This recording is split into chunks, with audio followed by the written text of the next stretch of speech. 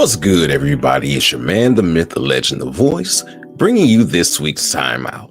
This is where we take a step back and assess the game of life, looking to God for strategies to bring us true success. This week's thought: best and the rest. Kobe and Shaq were arguably the best 1-2 punch in NBA history.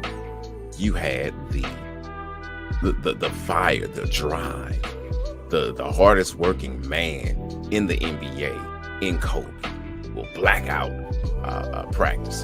And then you had arguably the most dominant player ever to step on the hardwood in Shaq. I mean, this 1-2 punch did damage. I mean, they three-peated from 2000 to 2002. Now, the Spurs snuck in there and got him in 2003. But in 2004, here come the Lakers again. And this time, they've added some veteran leadership to their team in Gary Payton Sr., the glove. This man was a defensive nightmare and one of the best trash talkers ever to play the game. Then also, they added the mailman, Karl Malone, who was a part of arguably the best 1-2 punch in the game with him and Stockton. Karl Malone was a beast, a monster, the prototype for a power forward, and to this day has the third most points ever scored in the league. Who did they face? The Pistons. This is the first time that the Pistons were in the finals since the early 90s. And when I say the early 90s, I mean 1990, when they went back to back. And one of the people that they beat in doing so was the Lakers. However, this time they didn't have Joe Dumars. Oh, well, I mean, they did have him in the front office, but not on the floor. You know, they didn't have Isaiah and all the great Pistons of the past. They really didn't have any superstars at all. And they were facing off against 4 Hall of Famers. And guess what? They won. How'd they do it? They did it by playing team ball. They won the ring, and in doing so, they dismantled the Lakers dynasty. Makes me think of the dynasty of Egypt that was dismantled by the lowly Israelites, who were slaves in Egypt for over 400 years. They were made free of their slavery, not by their military might, but by God. Then, as the Lord led them out to worship him, he told them to turn and to camp by the Red Sea. Now, Pharaoh thought, oh, they're confused.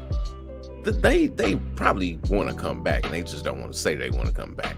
And we need to go get them. They have done all this damage to us by serving this God who's taking us through. Let's go get them. I mean, they're slaves. They're our slaves. They still have a slave's mentality.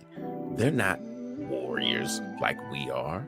So Pharaoh took the best of his chariots and the rest of his chariots. And these weren't just chariots to move you from one spot to the other, make things, a bit faster and easier. No, these were war chariots. And chariots were only maintained by the most wealthy of nations.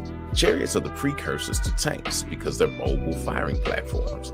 So with those chariots, they could decimate anyone who stood against them, including the Israelites, and beat them back into submission and bring them back into Egypt. See, he thought he could do this because of his hard heart. And his heart was definitely hardened by the things that he went through. I mean, financially, their land was decimated. When Israel left, they spoiled the land. They took the best of the things with them. So they didn't have that financial piece that was taken. And also just the fact that they no longer had free labor. We're not even 200 years removed from slavery's abolition here in the U.S., but we still see how, as a nation, we have benefited from free labor. But not only that, there was a fitness aspect of things, a health aspect. that Israel and their leaving inflicted on Egypt. They inflicted upon their health and their fitness through the plagues. They couldn't drink water. Their crops were devastated by the plagues. They had boils and sores. Their mental health was decimated by living in darkness so thick that you could feel. And then, of course, their families were impacted.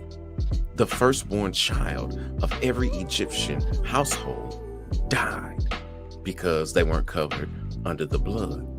Not only their child, but their animals as well. So Pharaoh's like, oh yeah, we're going to get them back, and not just get them back to Egypt, but get them back for everything that they put them through.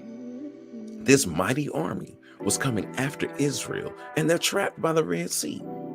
This was set up to show how mighty God is. It was to prove to Egypt that the Lord was God, not Pharaoh. He thought he was God, but he wasn't, nor the gods that they served, where each of the plagues showed that those gods were not God, but that God was. So he used this to further prove the point.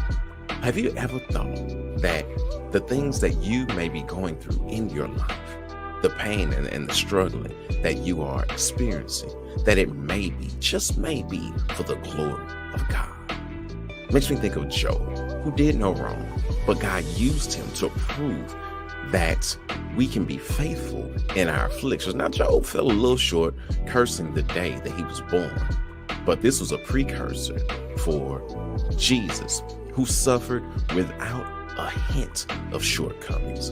Likewise, he set the perfect example for us of how to live and how to go through different trials and things. If you serve God, there's nothing that you endure that is for nothing. He works all things together for good to those who love him and are called according to his purpose. So here's the play. Regardless of how formidable your opposition is, God is greater than that. If he has to do the miraculous to fulfill his word, he will. So trust what he says. It's your man, the myth, the legend, the voice, with this week's Time Out. All right, time to get back in the game of life. Until next week, ready, break.